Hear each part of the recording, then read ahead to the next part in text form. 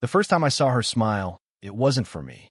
It was for a dusty trail behind my cabin, a smirk of pure contempt, like she was brushing off a gnat. That's when I knew my quiet days were done. Her name was Evelyn Harper, head of the Willow Creek Homeowners Association, standing on my porch in crisp linen and pearls, clutching a welcome basket that felt alien in my weathered hands. "That path's an eyesore, don't you think?" she said, nodding at the rugged trail cutting through the cedar grove. "We're planning to plant roses, maybe add a mural to spruce it up."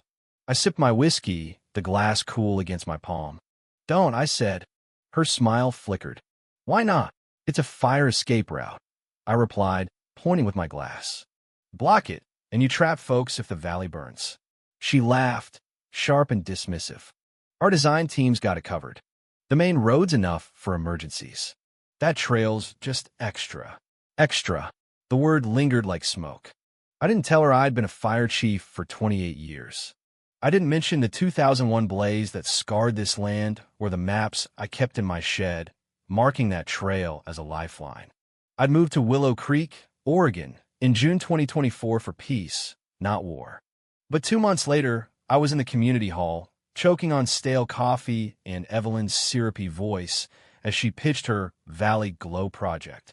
My hand rose, heavy with the weight of a past I tried to bury. "James Carter, Lot 19, retired fire chief," I said, my voice cutting through the hum of chatter. "Your project blocks a critical escape route. I've sent 4 emails with maps and risk reports." No reply. "What?" Evelyn's smile was a mask, but I saw the irritation beneath. "We value your input, Mr. Carter, but our experts have studied the site. This will boost property values and unity. Not if people can't escape a fire," I shot back. "This valley's a tinderbox, 45-degree slopes, dry cedar, and winds that can turn it into an inferno in minutes." The room went quiet. I wasn't there anymore. I was back in '01, choking on ash, the roar of flames shaking my bones. I'd screamed into my radio for my friend, Tom, trapped on a blocked logging path. Static was all I got. His truck went up in black smoke. I'd promised his wife I'd keep him safe. I failed. Back in the hall, Evelyn's pitying look snapped me back. "A few roses won't start a fire, Mr. Carter," she said. I left, her words ringing hollow. Weeks later, a flatbed rumbled in, unloading massive, polished boulders along the trail. It wasn't landscaping, it was a barricade. That night, Sarah Miller, a nervous board member, slipped onto my porch. "It's not about roses, James," she whispered. "Evelyn's pushing a deal with a Portland developer, private trails, picnic spots, maybe a concert stage. It's about money." I sent letters to the county, fire marshal, anyone who'd listen. Silence. Then the HOA's newsletter arrived, Evelyn's words dripping with charm, calling my warnings fear-mongering. The valley answered before I could. On a blistering August day, smoke curled over the north ridge, gray and vicious. My scanner crackled. Wildfire, rapid spread, 25-knot winds. I grabbed my binoculars. It was a beast, charging southeast toward Willow Creek. My phone buzzed Evelyn's robotic voice. "Small brush fire, stay calm, avoid unapproved paths." Small. The sky was blackening. Panic hit. A crash echoed, cars tangled at the main road's choke point. Sarah called, sobbing. "My dad's trapped. His wheelchair won't make the steps." I ran, shouting, "Follow me. There's another way." A crowd formed, faces pale with fear. We reached the trail, now sealed by a steel fence and a padlock like a vault. I grabbed bolt cutters, snapped the lock, but the boulders remained.